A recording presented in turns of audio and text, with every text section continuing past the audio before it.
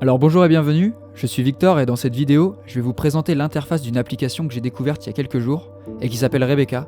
C'est une application qui permet aux morts de parler aux vivants. Ouais, vous avez bien entendu, avec Rebecca, les morts parlent aux vivants. Et pour commencer, on tape l'adresse qui s'affiche à l'écran. Vous pouvez aussi utiliser ce QR code pour y accéder.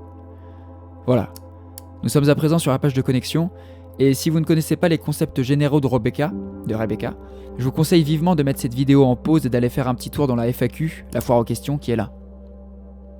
Tout y est expliqué, ce qu'est un souvenir, un premier message, l'année 0 et puis un référent. D'ailleurs, vous pouvez en profiter pour jeter un œil aux réseaux sociaux de l'application aussi. Ah, vous êtes de retour? Alors, découvrons l'interface. Et d'abord, commençons par nous inscrire. Dans Rebecca, l'inscription est très simple. On entre son prénom, son nom, son adresse mail. Il faut préciser le genre par lequel on veut être adressé, car il arrive que Rebecca nous envoie des messages. Et puis choisir son mot de passe. Choisissez quelque chose de complexe. Protégez votre compte, Soit aléatoire, un peu comme ça par exemple. Soit une série de mots, de chiffres et de tirets, ça marche bien aussi. N'oubliez pas alors de mettre des majuscules. Cliquez maintenant sur s'inscrire. Il ne vous reste plus qu'à aller dans vos mails, ouvrir le message, envoyé par Rebecca, et cliquez sur le lien pour valider votre inscription.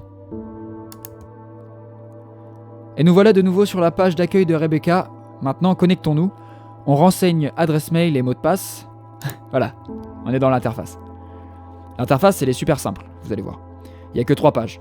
Celle des souvenirs, celle des destinataires, et enfin la vôtre, mon compte. Mais commençons par la page destinataire, parce qu'il faut bien commencer par dire à Rebecca à qui l'on veut écrire, non? Et là, vous êtes accueilli par un exemple que vous pourrez supprimer lorsque vous l'aurez lu.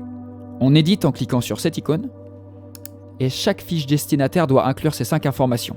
Prénom, nom, adresse mail, et c'est ici que l'on rédige son premier message, celui que le destinataire recevra où vous lui expliquerez votre démarche, pourquoi vous souhaitez lui envoyer des souvenirs, qu'il recevra quand vous serez mort.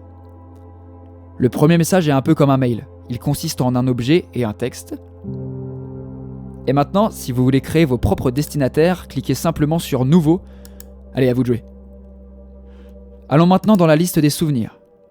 Maintenant, petit rappel, les souvenirs, ce sont des messages que vos destinataires recevront après votre mort. Et voyons cet exemple déjà présent dans l'interface. Lui aussi, effacez-le lorsque vous l'aurez lu. Pour ouvrir, toujours le même bouton, Edit. Et vous voyez qu'un souvenir ressemble beaucoup à un mail. Il se compose d'un sujet, d'un message et d'un destinataire qu'on choisit dans le menu déroulant.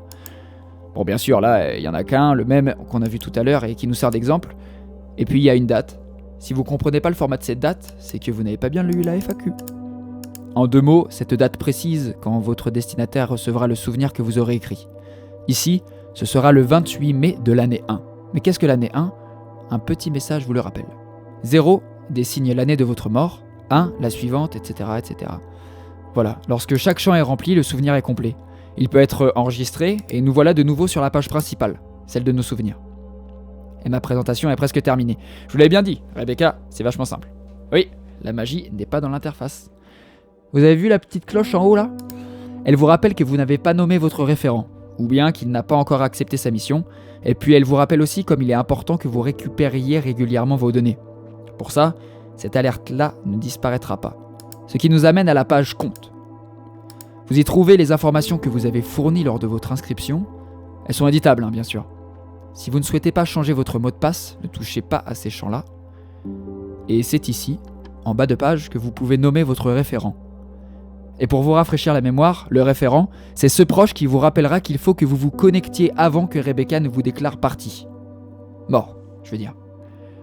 Enfin, c'est tout en bas de la page que vous pouvez récupérer vos données. Et à nouveau, je vous le dis, c'est très important, faites-le régulièrement. Ainsi, vous conserverez une sauvegarde à vous de tous vos souvenirs, de vos destinataires, et si les serveurs brûlent, vous n'aurez rien perdu. Et oui, c'est déjà arrivé à d'autres et c'est très embarrassant.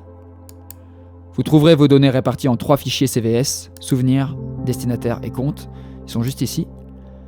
Et voilà, nous avons fait le tour de cette application. Maintenant, c'est à vous d'écrire à ceux que vous aimez. A bientôt, c'était Victor.